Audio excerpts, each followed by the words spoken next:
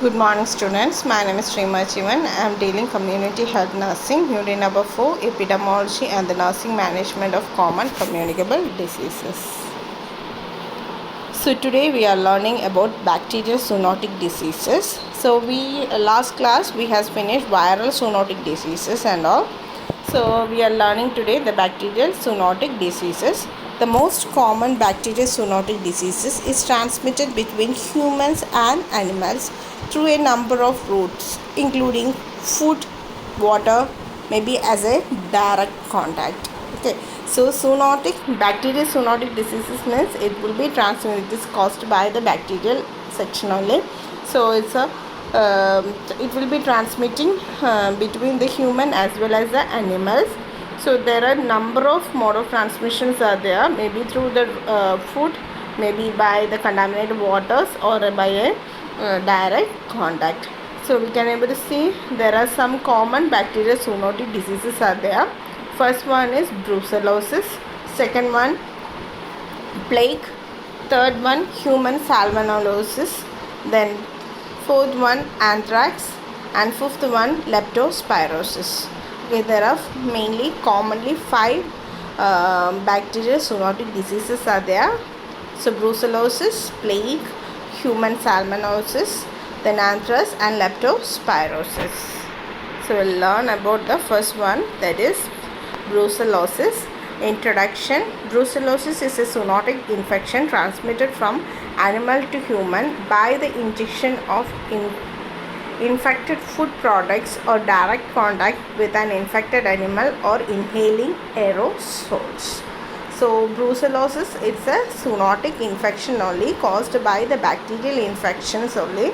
So it will be transmitted from the animals to the human.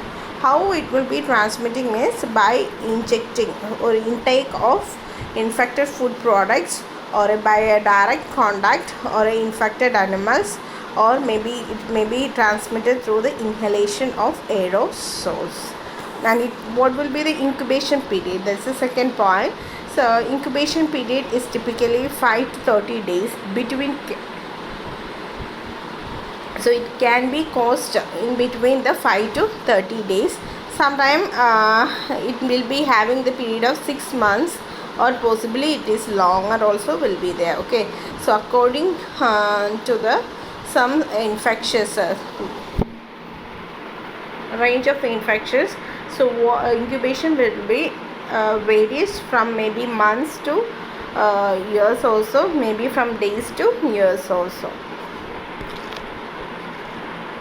The next one is causative organism. Brucella cell is the causative agent for brucellosis, and it is very facultative or intracellular, and it is mainly a gram-negative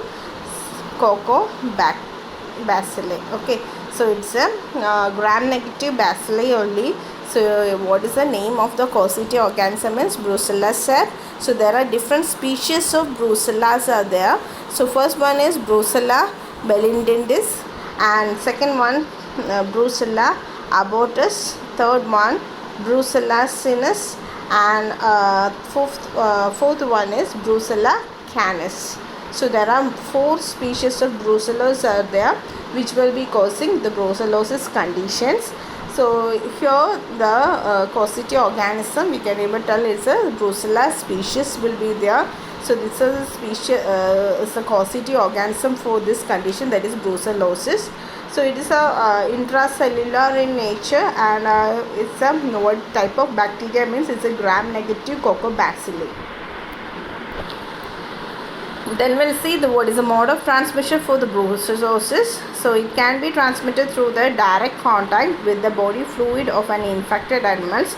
So those who are dealing with the veterinary, okay, so those who are having more contact with the cattle or any animals, so which can able to cause the mode of transmission through the direct contact of the animals.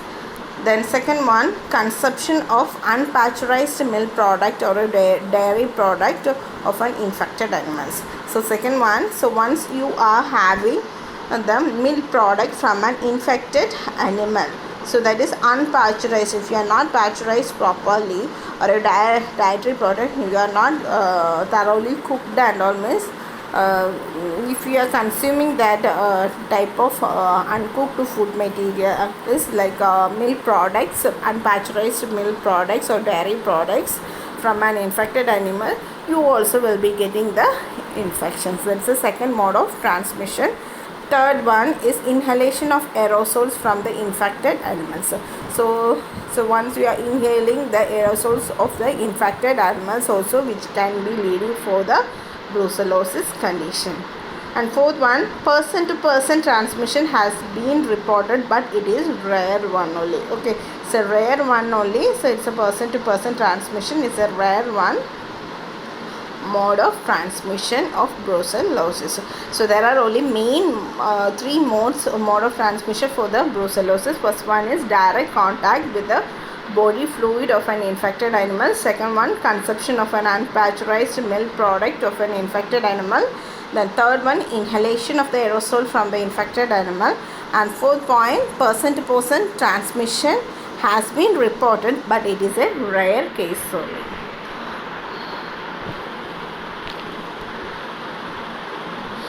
Then next one, clinical features and the complications. First of all, we can see the clinical features.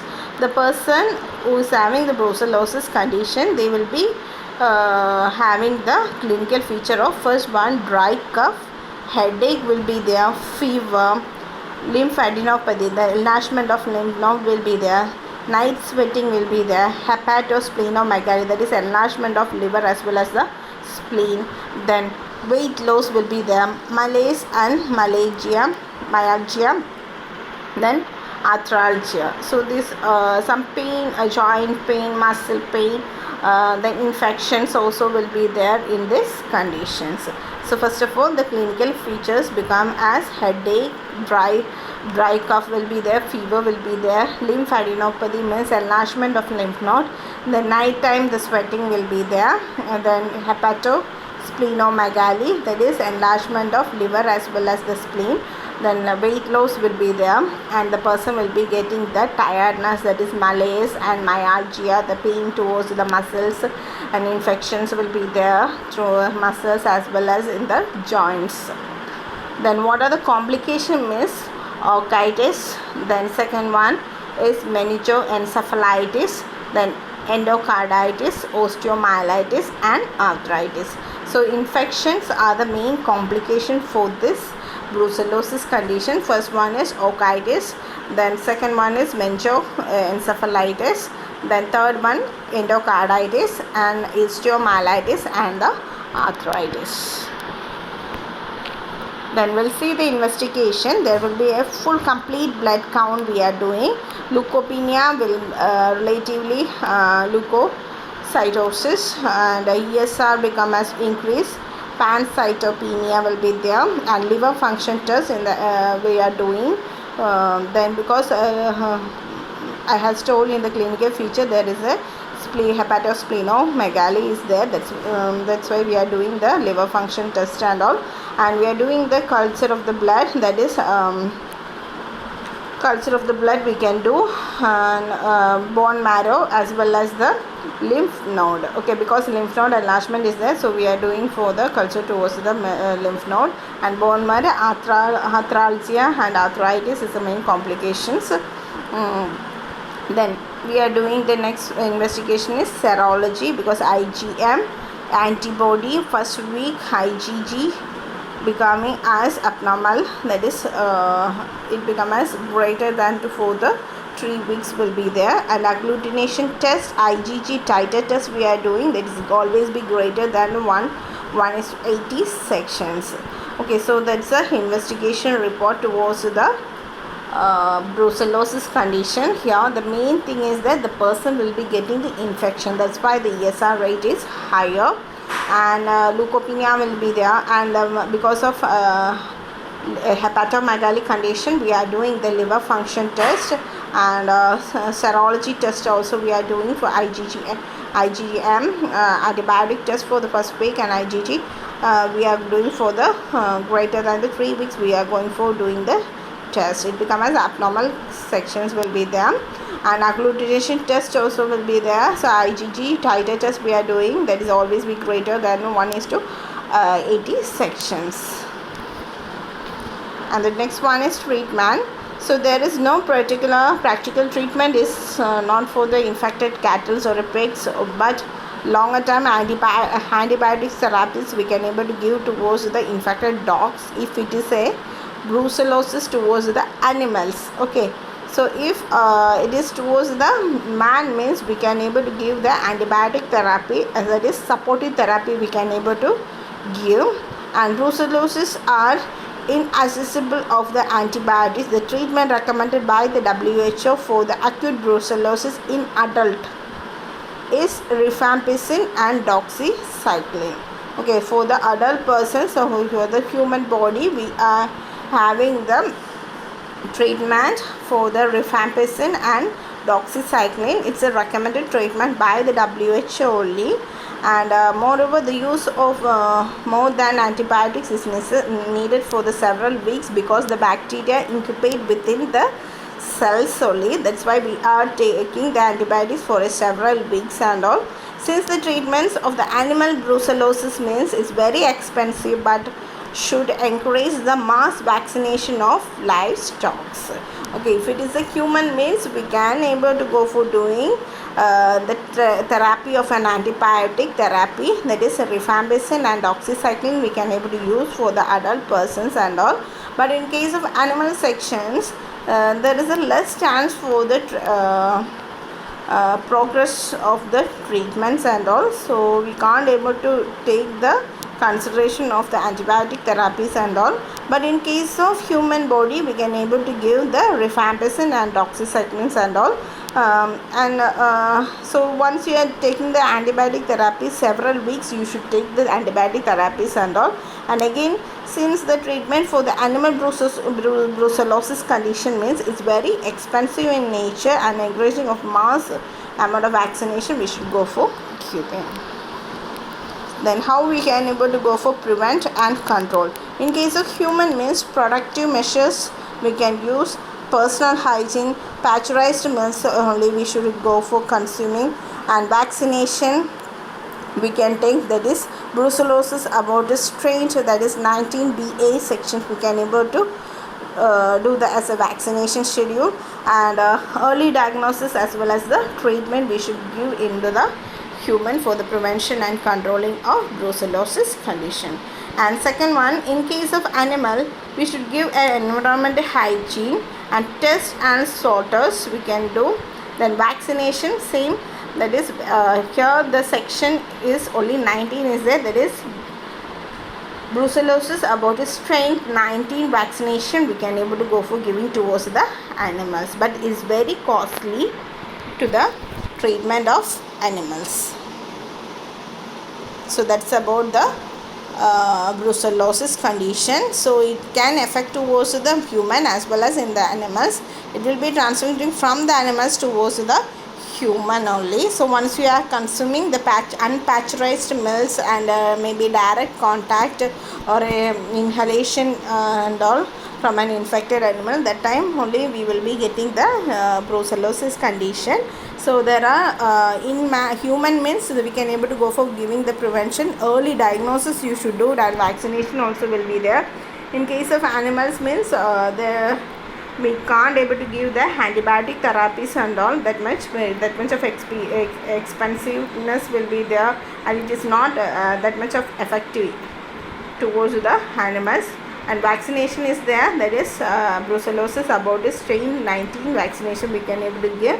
And we can do the environmental hygiene in case of prevention and control over the animals. Next one is plague.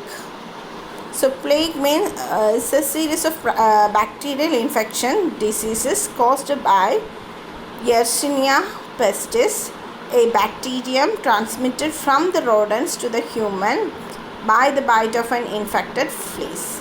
So it can be transmitted by the different ways. So here the bites of an infected fleas which was already having the bacteria, that is Yersinia pestis. is a bacteria which is present in the body of an flies. So what happened is this flies is biting towards the human body. So this bacteria will be entering to the human body. Okay. So the plague has caused some of the most devastation epidemic in condition in the history wise, and there will be a diseases behind we are calling as Black Death of the year in the century of 14th century and all. So when as much 1/3 of the European population has died due towards this condition. So it is a diseases behind the Black Death. Okay, so plague is a diseases behind the Black Death.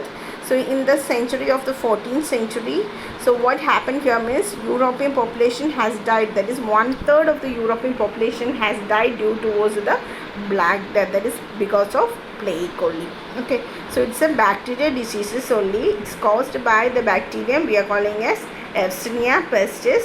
So here Yersinia pestis, how it will be transmitting means it will be through the animals, that is rodents, towards the human body by the bite of an infected flies. Then incubation period is range about 2 hours to the 4 days. So incubation period is 2 hours to 4 days. And what is the causative organism? I have told you before, it's a bacterial infection only. So the bacterium is Yersinia pestis. How it will be transmitting means from the rodents to the human.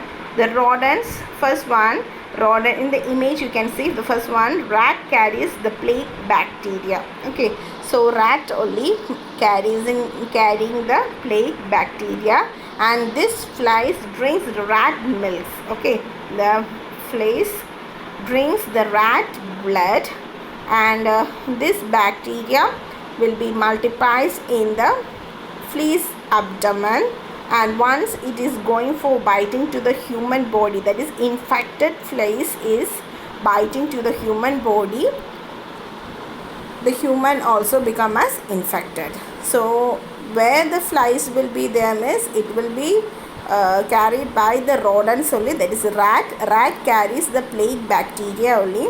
So that is Yersinia pestis is the bacteria which is present in the rat, which will be carried by the fleas, and fleas will be drinking the rat body blood. So what happens is now the fleas also become as infected. So once the infected fleas is biting to a human, the human also infected. This is the mode of transmission of the plague.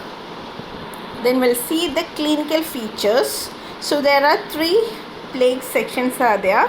First one is bubonic plague. Second one's that is pneumonic plague, and the third one is septicemia plague. Okay, so first one is bubonic plague. So here what happened means full body pain will be there, and lymph node enlargement, the lymph node infections will be there. Okay, so first clinical feature for the bubonic plague is sudden high fever. Second one, headache, chills, body pain will be there, swollen painful lymph node at the groin and your armpits. Okay, armpits and all, what happens is you will be and groin part and axillary parts and all will be having lot of lymph node will be there. So what happened here is more swollen and painfulness will be there towards the lymph node in the axillary part as well as the groin part, and the person will be getting the body pain, chills, headaches, as well as the sudden onset of high fever will be there. So that is the bubonic plague. And next one is pneumonic plague is there. So pneumonic plague, here the sudden pneumonia will be there. So it will be affecting towards the lungs only first of all, and bloody watery mucus will be there in case of pneumonic plague, and respiratory failure because it is affected towards the lungs only. So in the first one, bubonic plague, it will be affecting towards the lymph node only. Then second one is pneumonic plague, it will be affecting towards the respiratory system, that is especially the organ is lung will be affected. So the respiratory failures and all will be there. And the third one is septicemic plague. So here the Infections will be there. So fever, chills, body pain, severe abdominal pain will be there, and shock, blackened skin will be there at the extremities. Okay, black skins will be there at the tip of the extremities, that is in the fingertips as well as the toe tips and all. Black colors will be forming because of infectious agents. Next one is investigation. So there is a rapid diagnostic test is there for detecting the F1 capsule antigen, which was developed. So we are calling as F1RDT. So F1RDT is a testing request for a sample of sputum. So for this test, rapid diagnostic test, we will be taking the sample of sputum only we will be taking.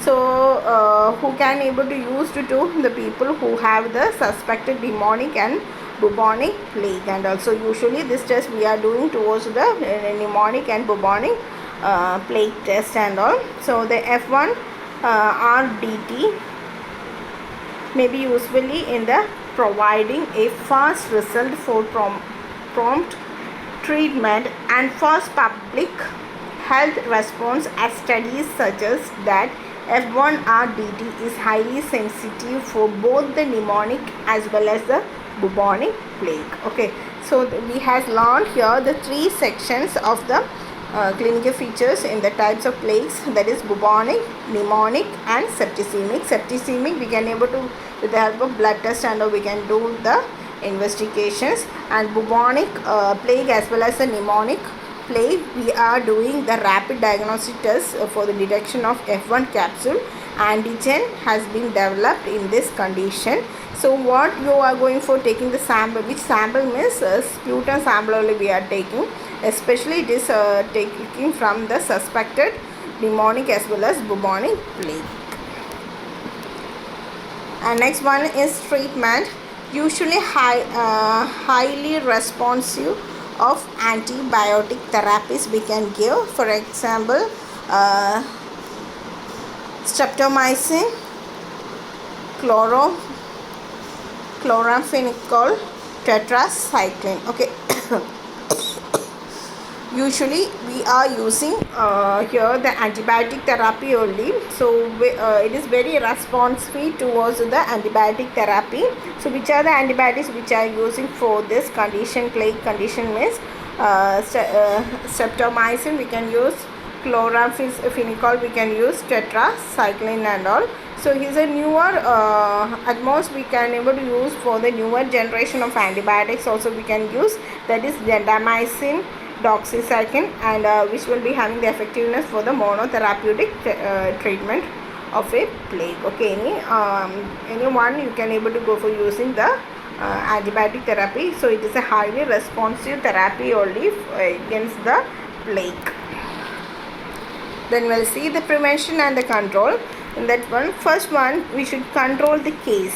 How you can control the case means by early detection. So early detection of plague we can able to understand, we can prevent or control the condition. Second one, notification. The case notification is required by the international health regulations and all. So we should give, once you are having the condition, you should give the notification towards the medical sections. Then those who got the infection, you should be isolated and you should take the treatment. And I has told you what is the treatment, that is antibiotic, highly responsive for the antibiotic therapies and all. Then last one, disinfection. Then second one is control of fleas. So because the fleas only, infected fleas only transmitting the condition towards the human, because of biting of fleas only we are getting the plague conditions. So most effective method of breaking the chain of transmission by destroying the rat fleas by the insecticides. Maybe we can use the DDT section or BHC. We can able to use this powder. We can able to spread in the where the rodents they are coming. Okay. So in the area of resistance of one or both of these, dust of Carberry or melatonin we can able to go for using. Okay, so it's a insecticides only. So this powder we can able to spread where the rodents is coming, and all we can able to spread in the particular area to control the flies or kill the flies. Then third one, control of rodents. So continuous mass destruction of rodents is an important plague preventive measure. So only thing is we should kill the rodents, that is rats and all, with the help of some poisons we can able to keep for killing the rodents. Then fourth one is vaccination. So vaccination to be an effective method which maybe at least a week before an anticipated outbreak we can able to go for giving the 2 doses of vaccinations. So here plague vaccination we can give to the male and that is adult male and adult female we can give. So male means we can able to give the first dose is 1 ml and second dose 1.5 ml. So booster dose 1 ml we can give, and adult female means that is 0.75 ml of first dose, and second dose we can give the 1 ml, and booster dose also as similar towards the first dose, that is 0.75 ml we can give. Okay, then children means age wise it will be differ. So 1 to 4 years means 0.2 ml we can give the first dose, and 5 to 10 years means 0.3 ml, 11 to 16 years means 0.4 ml, and the second dose is double towards the first dose, that is 1 to 4 years means 0.2 ml in the first dose, means second dose means 0.4 ml twice. Okay, 5 to 10 years means 0.3 ml in the first dose. So second dose in there they written there double the first dose. 0.3 double means 0.6 ml we can use for the second dose. 11 to 16 years 0.4 ml we has given for the first dose. Then second dose means double only, so 0.8 ml. So as we are giving for the dose 1 only, we can give the booster dose. Okay, infants under the 6 months are not to be immunized with the this plague vaccination. We can't able to give towards those infants that is under 6 months. So here we have learned the prevention and control. First of all, control the cases. How you can able to control case means early detection, and we should notify towards the health sectors. Then third one, isolation we should give, and fourth one is treatment and disinfection we should go for giving. And second point in the prevention and control is control of fleas. How you can control of fleas means by using the insecticides, the dust powder we can able to spread towards the where the rodents they are there. Then third one is control of rodents. We can able to use some of the poison to kill the rodents, rats and all. Then fourth one is vaccination, that is plague vaccination we can give. So according to the age wise and the sex wise, the dosage will be differs. So ml become differs, that is first dose there are 3 sections is there. Before the onset of the outbreak of diseases we can give the 2 doses, the first dose and the second dose we can give. So first dose, so male section and the according to the sex wise also the dosage will be differs. Okay, so ml become differs. For the male means 1 ml and female means 0.75 ml. So it is same towards the booster dose. So hope you has understood the vaccination sections. So that's about the plague. So plague means it is will be transmitted from the rodents towards the human body. So it is we are calling as a black death disease. In the 14th century 1/3 of the population has died in the Europe. Then causative organism we are calling as Yersinia pestis. The mode of transmission we has learned that is flies will be there in the rodents, and from the rodents the blood will be sucking and it will be getting infected, and this infected fleas will be biting towards the human. That means human also become as infected. So there are 3 sections, that is bubonic plague, pneumonic plague and septicemic plague.